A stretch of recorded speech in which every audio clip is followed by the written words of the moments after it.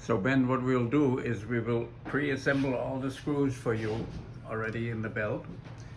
And then all you do is you lay the strips on, and then each screw gets a plate, right? That sits on the strip, right? Make sure it's tucked in. With a groove in the belt.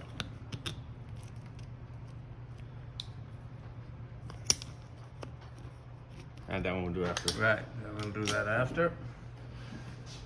Set your gun whatever you use, so you're not pulling the screws all the way through. So Right. We have it set to 17. put this right on top. And then you notice, obviously, you need to be in direction with the abrasive, always the same way. And on the back of the block, you have two little feet that make a spacer between them. And in the end, everything should line up nicely in a row with no edges protruding and making a sound on your machine. So if it looks like this, no good. Right, that is bad.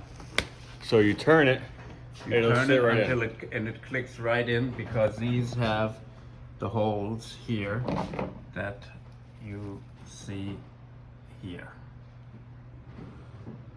Okay, and this is how you assemble that. Should take you about an hour for 2 belts, especially when we have all the screws in already.